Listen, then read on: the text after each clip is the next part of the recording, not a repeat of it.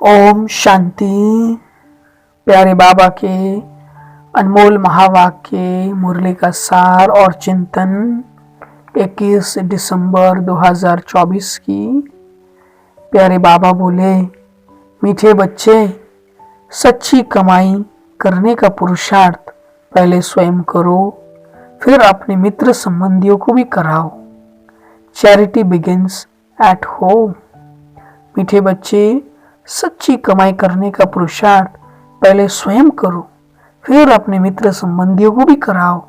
Charity begins at home. तो आज खास बाबा ने हमें मुरली में सच्ची कमाई करने का पुरुषार्थ करने के लिए कहा है। हम जानते हैं सच्ची कमाई तो बाबा के श्रीमत पर ही है, बाबा की याद में है, बाबा की पढ़ाई में है, सेवाओं में है, धारणाओं में है। तो बाबा कहते हैं वो पहले हम स्वयं करें, फिर अपने मित्र संबंधी आदियों को भी हम ये सच्ची कमाई कराएं। तो जरूर इस मुरली के सार से हम अपने अभ्यास के लिए भी कोई ना कोई सामान अवश्य तैयार करें। जैसे मैं सच्ची कमाई करने वाली श्रेष्ठ आत्मा हूँ, मैं सच्ची कमाई करने वाली श्रेष्ठ आत्मा हूँ।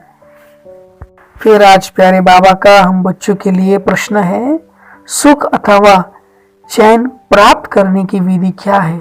सुख और चैन माना शांति प्राप्त करने की विधि क्या है? तो जरूर आपको भी इसका उत्तर आया होगा। हम सब भी जानते हैं सुख और शांति की जननी क्या है ना? तो कहते हैं ना कि purity is the mother of peace and happiness. पवित्रता से सुख शांति आती। तो वही बाबा ने पूछा कि सुख अथवा चैन प्राप्त करने की विधि क्या है? तो उत्तर में बाबा ने कहा आज पवित्रता। जहाँ पवित्रता है वहाँ सुख और चैन है। पवित्र दुनिया सत्यों की स्थापना करते हैं ना, वहाँ विकार होते ही नहीं। जो देवताओं के पुजारी हैं वो कभी ऐसे प्रश्न नहीं कर सकते कि विकारों बिगर दुनिया कैसे चलेगी। अभी तुम्हें चैन की दुनिया में चलना है ना, इसलिए इस पतित दुनिया को भूलना है। शांति धाम और सुख धाम को याद करना है। तो प्रश्न पूछा था बाबा ने, सुख अथवा चैन प्राप्त करने की विधि क्या है? तो उत्तर में बाबा ने कहा पवित्रता। जहाँ पवित्रता है वहाँ सुख और चैन है। बाप पवित्र दुनिया सत्य की स्थापना करते हैं, वहाँ विकार होते ही नहीं। जो देवताओं के पुजारी हैं वो कभी ऐसे प्रश्न नहीं कर सकते कि विकारों बिगर दुनिया कैसे चलेगी। अभी तुम्हें चैन की दुनिया में चलना है ना, इसलिए इस पतित दुनिया को भूलना है। शांति धाम और सुख धाम को याद करना है। तो जहाँ सुख और शांति है तो बाबा कहते उस दुनिया को हमें याद करना है और इस पतित दुनिया को भूलना है। तो जरूर इस प्रश्न उत्तर से भी हम अपने अभ्यास के लिए कोई ना कोई सामान अवश्य तैयार करें। जैसे मैं पवित्र आत्मा हूँ, मैं पवित्र आत्मा हूँ। तो सारी मुरली से आज प्यारे बाबा ने हमें धारणा के लिए मुख्य सार में कहा, पहला पॉइंट, इस पुरानी दुनिया को बुद्धि से भुलाने के लिए चलते फिरते अपने को शांति धाम का वासी समझना है। शांति धाम और सुख धाम को याद कर सच्ची कमाई करनी है और दूसरों को भी करानी है। तो धारणा के पहले पॉइंट में बाबा कह रहे हैं इस पुरानी दुनिया को बुद्धि से भूलने के लिए, है ना, इस पुराने दुनिया को हम बुद्धि से भूल जाए। बुद्धि में आए नहीं ये पुराने दिन, इसके लिए क्या करना है? चलते फिरते अपने को शांति धाम का वासी समझना है कि मैं असल में शांति धाम की रहने वाली आत्मा हूँ, क्योंकि हम सबका घर वही है ना।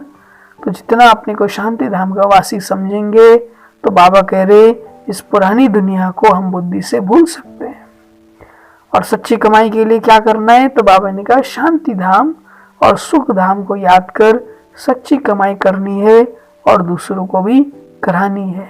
क्योंकि जितना हम उस दुनिया को भी याद करते हैं तो हमारे अंदर वो दैवी गुण आती है और वो हमारी सच्ची कमाई है ना, जो हमारे साथ जाती है। शांति धाम को याद करने से बाबा याद आते हैं तो बाबा से सर्व शक्तियां मिलती है। तो वो कमाई है जो हम आत्माओं के साथ चलती है, इसलिए बाबा कह रहे हैं हमें सच्ची कमाई करनी है। फिर धारणा के लिए बाबा ने दूसरे पॉइंट में कहा, राजयोग की तपस्या कर स्वयं को पुण्य आत्मा बनाना है। माया का सिर काटने के लिए स्वदर्शन चक्र सदा फिराते रहे। राजयोग की तपस्या कर स्वयं को पुण्य आत्मा बनाना है और माया की सिर काटने के लिए स्वदर्शन चक्र सदा फिरता रहे। तो हमें स्वयं को कैसा बनाना है? तो पुण्य आत्मा बनाना है। तो जरूर इससे भी हम कोई ना कोई सामान तैयार करें, जैसे मैं पुण्य आत्मा हूँ, मैं पुण्य आत्मा हूँ, और माया का सर काटने के लिए दिन भर हम स्वदर्शन चक्र फिराते रहे। मानो उसे 5 स्वरूपों का बार बार अभ्यास करते रहे। फिर आज प्यारे बाबा का हम बच्चों के लिए मधुर वरदान है, संपन्नता द्वारा सदा संतुष्टता का अनुभव करने वाले संपत्तिवान भव। संपन्नता द्वारा सदा संतुष्टता का अनुभव करने वाले संपत्तिवान भव। फिर वरदान का स्पष्टीकरण देते हुए बाबा ने कहा, स्वराज्य की संपत्ति है ज्ञान, गुण और शक्तियां। जो इन सर्व संपत्तियों से संपन्न स्वराज्य अधिकारी हैं, वो सदा संतुष्ट है। उनके पास अप्राप्ति का नाम निशान नहीं, हद की इच्छाओं की अविद्या, इसको कहा जाता है संपत्तिवान। वो सदा दाता होंगे, मांगता नहीं। वे अखंड सुख शांति में स्वराज्य के अधिकारी होते हैं। किसी भी प्रकार की परिस्थिति उनके अखंड शांति को खंडित नहीं कर सकती। तो कितना सुंदर बाबा ने आज हमें संपत्तिवान के लिए वरदान के स्पष्टीकरण में कहा। देखो, स्वराज्य की संपत्ति, जब हम आत्मा स्वराज्य में है, स्वयं के राज्य में है, मन बुद्धि संस्कार से सर्व कर्म इंद्रियों के राजा है, तो उसकी संपत्ति क्या है? ज्ञान, गुण और शक्तियां हैं। और जो इन सर्व संपत्तियों से संपन्न स्वराज्य अधिकारी हैं, तो वो सदा कैसे होंगे? संतुष्ट। उनके पास अप्राप्ति का नाम निशान नहीं, हद की इच्छाओं की अविद्या होगी, और इसको ही कहा जाता है संपत्तिवान। और जो संपत्तिवान होगा तो वो सदा दाता होंगे, मांगता नहीं। वे अखंड सुख शांति में स्वराज्य के अधिकारी होते हैं। किसी भी प्रकार की परिस्थिति उनके अखंड शांति को खंडित नहीं कर सकती। तो जरूर हम भी स्वयं को, है ना, संपत्तिवान बनाए, ज्ञान, गुण और शक्तियों से स्वयं को हम संपन्न रखे और हद की इच्छाओं से मुक्त रहे। और जरूर इस वरदान से भी हम अपने अभ्यास के लिए कोई ना कोई सामान बनाए, जैसे मैं संपत्तिवान आत्मा हूँ, मैं संपत्तिवान आत्मा हूँ। फिर प्यारे बाबा ने आज हमें स्लोगन में कहा, ज्ञान नेत्र से तीनों कालों और तीनों लोकों को जानने वाले मास्टर नॉलेजफुल है। ज्ञान नेत्र से तीनों कालों और तीनों लोगों को जानने वाले मास्टर नॉलेजफुल हैं। तो जरूर इस स्लोगन से भी हम अपने अभ्यास के लिए कोई ना कोई सामान बनाएं, जैसे मैं मास्टर नॉलेजफुल हूँ, मैं मास्टर नॉलेजफुल हूँ, मैं मास्टर नॉलेजफुल हूँ। फिर आज अव्यक्त बाप दादा का हम बच्चों के लिए अव्यक्त इशारा है, सदा आज्ञाकारी बनकर रहो तो सर्व की दुआएं मिलेगी। उन दुआओं के प्रभाव से दिल व मन सदा संतुष्ट रहेगा। बाहर की संतुष्टता नहीं, लेकिन मन की संतुष्टता, और मन की संतुष्टता यथार्थ है। आज्ञाकारी है, दुआएं हैं, तो सदा स्वयं और सर्व डबल लाइट रहेंगे। उनका चेहरा सदा प्रसन्नचित दिखाई देगा। प्रसन्नचित अथवा सर्व प्रश्नों से न्यारा, क्यों, क्या, कैसे, ये सब प्रश्न समाप्त। तो कितना सुंदर बाबा आज हमें संतुष्टता के लिए अव्यक्त इशारे में कह रहे हैं कि सदा आज्ञाकारी बनकर रहो तो सर्व की दुआई मिलेगी, है ना। उन दुआओं के प्रभाव से दिल व मन सदा संतुष्ट रहेगा। बाहर की संतुष्टता नहीं, लेकिन मन की संतुष्टता, और मन की संतुष्टता यथार्थ है, आज्ञाकारी है, दुआएं हैं, तो सदा स्वयं और सर्व डबल लाइट रहेंगे। उनका चेहरा सदा प्रसन्नचित दिखाई देगा। प्रसन्नचित अर्थात सर्व प्रश्नों से न्यारा। क्यों, क्या, कैसे, ये सब प्रश्न समाप्त। तो जरूर हम दिन भर है ना आज्ञाकारी बन करके रहे, जो बाबा श्रीमत देते हैं, चाहे बड़े कहते हैं, उनका आज्ञाकारी बन करके रहते हैं, तो हमें क्या मिलती है? दुआएं मिलती है, और वो दुआएं हमें मन की संतुष्टता दिलाती है। कितना गुह्य राज बाबा हमें समझा रहे हैं, तो जरूर इस पर चेक करें। और हमारा जो इस मास का अव्यक्त इशारा का सोमान है, उसको भी हम जरूर स्मृति में रखें और यूज करें कि मैं संतुष्ट मणि आत्मा हूं, मैं संतुष्ट मणि आत्मा हूं। फिर आज फॉलो फादर के लिए प्यारे बाबा ने कहा, जैसे साकार रूप में माना ब्रह्मा बाबा निमित्त बन हर कर्म संयम के रूप में करके दिखाया। संयम ऐसे प्रैक्टिकल में आपको भी फॉलो करना है ना। जैसे गाड़ी अगर ठीक पट्टे पर चलती है तो निश्चय रहता है कि एक्सीडेंट हो नहीं सकता, बेफिक्र हो चलाते रहेंगे ना। वैसे ही अगर स्वयं की स्मृति का नशा, फाउंडेशन ठीक है, तो कर्म और वचन संयम के बिना हो नहीं सकता। तो कितना सुंदर फॉलो फादर के लिए आज बाबा हमें कह रहे हैं संयम के ऊपर, कि जैसे साकार रूप में निमित्त बन, है ना, ब्रह्मा बाबा निमित्त बन करके हर कर्म संयम के रूप में करके दिखाया, बैलेंस संयम का।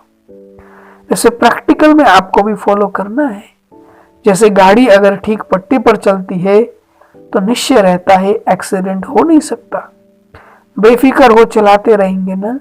वैसे ही अगर स्वयं की स्मृति का नशा है, फाउंडेशन ठीक है, तो कर्म और वचन संयम के बिना हो नहीं सकता।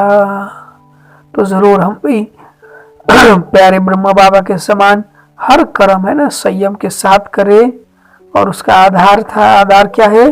स्वयं की स्मृति का नशा, है ना। हम स्वयं में कौन सी आत्मा हूं, कौन हूं, उसका नशा स्वयं के अंदर बना रहेगा, तो हमारा हर कर्म और वचन ब्रह्मा बाबा के समान संयम वाला होगा। और हमारा जो फॉलो फादर का सोमान है, उसको भी हम जरूर स्मृति में रखें और यूज करें कि मैं फॉलो फादर करने वाली कर्मातीत आत्मा हूं, मैं फॉलो फादर करने वाली कर्मातीत आत्मा हूं। फिर आज बाबा ने अमृत वेले के लिए कहा, है ना। कल का हम सबको याद है, बाबा ने कहा था 3 बिंदी ना लगाना है। आज भी बाबा ने उसी से संबंधित, है ना, 3 बिंदियों पर संबंधित फिर से आज बाबा ने हमें नए रूप से अमृत वेले के लिए कहा है।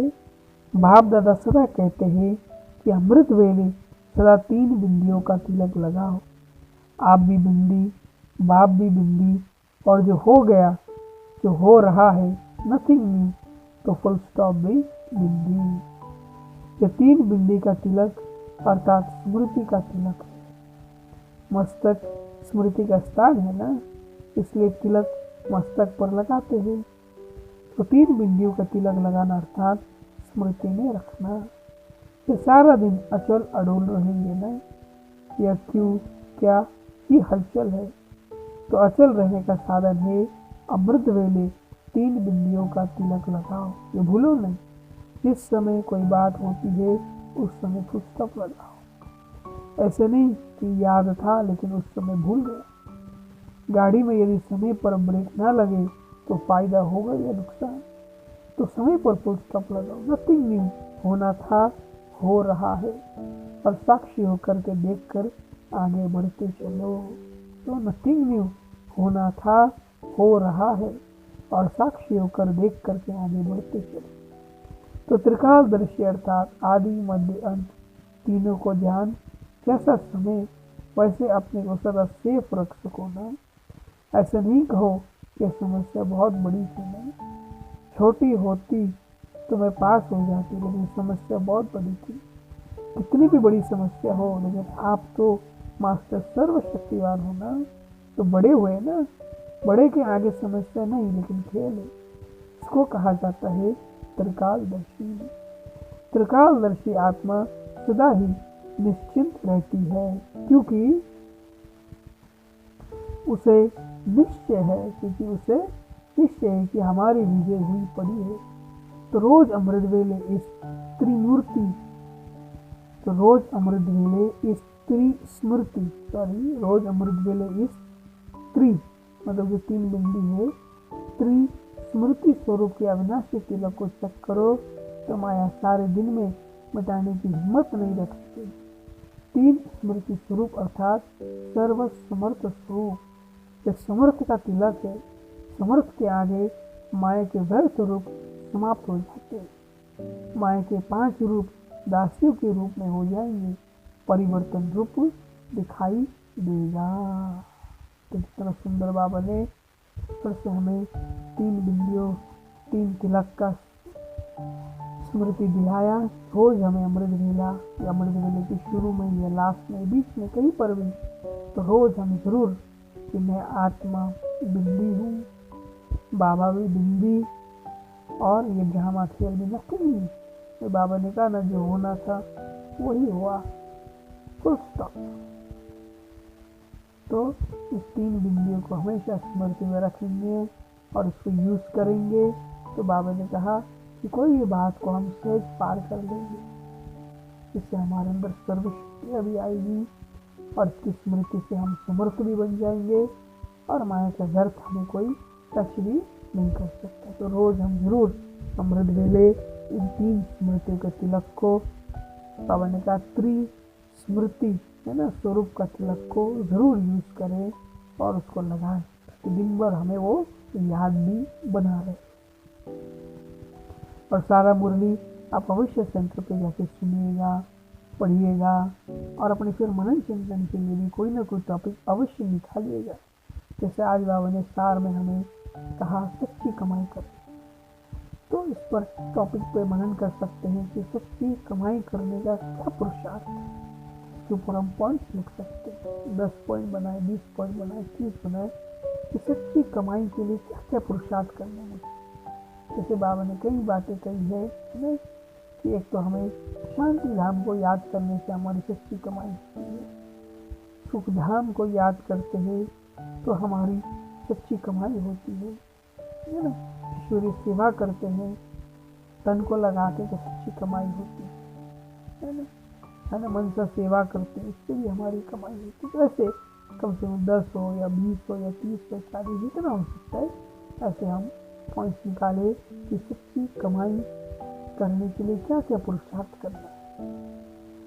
और फिर सारी मुरली से जरूर आप चेकिंग के लिए भी अवश्य अपनी पॉइंट्स बनाएं। जैसे बाबा ने सार में कहा ना कि सच्ची कमाई करना है, तो आज 3 बार चेक करें कि मेरा कितना जमा हुआ, कितना जमा का खाता रहा, अवश्य चेक करें। फिर जैसे बाबा प्रश्न उत्तर में कह रहे थे हमें क्या करना है कि पति दुनिया को भूलते जाना है और शांति धाम और सुख धाम को याद करें। तो अवश्य इस बात को ध्यान दें, हम बार बार शांति धाम सुख धाम को याद करें। और जैसे बाबा ने धारणा के पहले पॉइंट में कहा कि हमें याद रखना चाहिए कि हम शांति धाम के वासी हैं, तो क्या होगा उससे, बाबा ने कहा कि पुरानी दुनिया भूलती जाएगी। तो बार बार हम याद रखें, आज चेक करें कितना समय मुझे याद रहा कि मैं शांति धाम की वासी हूँ, शांति धाम से यहाँ आई हूँ, है ना। तो धारणा के लिए जैसे सेकंड पॉइंट में कहा, बाबा ने कहा स्वदर्शन चक्र से आते हैं, तो मुझे याद रहा कि मैं स्वदर्शन चक्रधारी हूँ और स्वदर्शन चक्र फिर आया। फिर जैसे बाबा वरदान में कह रहे थे कि हमारे पास संपत्ति है, कौन सी, ज्ञान गुण और शक्तियाँ। दिन भर देखे चेक करें कि मैं इन संपत्तियों से, ज्ञान गुण और शक्ति, इससे संपन्न बन के रही, चेक करें।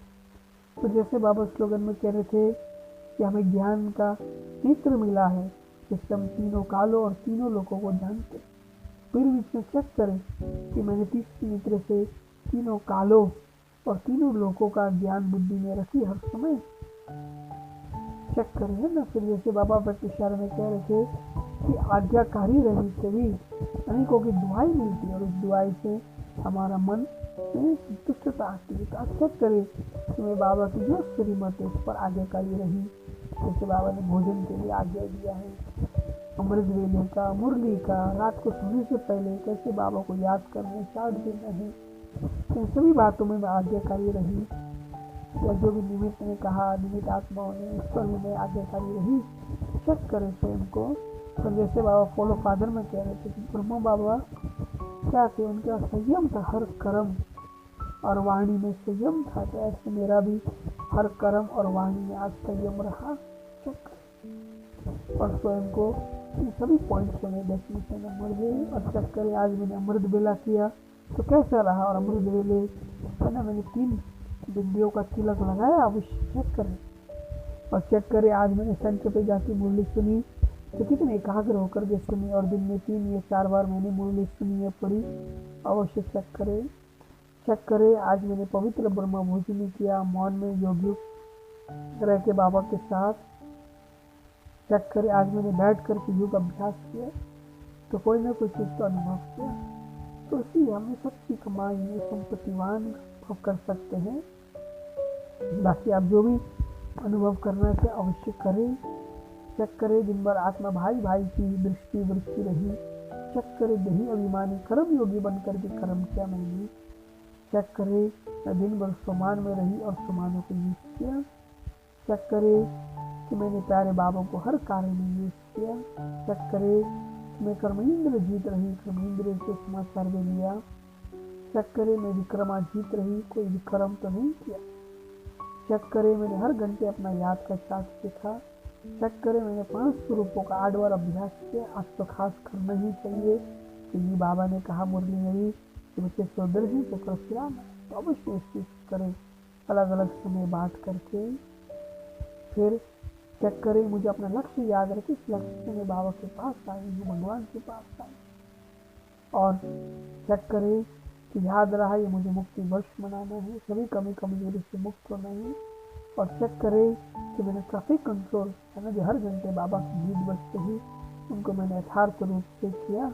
और इन सभी पॉइंट्स अवश्य स्वयं को 10 में से नंबर दें। अच्छा मीठे मीठे सीखे लगे बच्चों प्रति माँ पिता बाप दादा का याद कर और गुड मॉर्निंग। रूहानी बाप रूहानी बच्चों को नमस्ते, और हम रूहानी बच्चों की रूहानी माता पिता बाप दादा को भी याद प्यार गुड मॉर्निंग और नमस्ते। शुक्रिया बाबा। ओम शांति।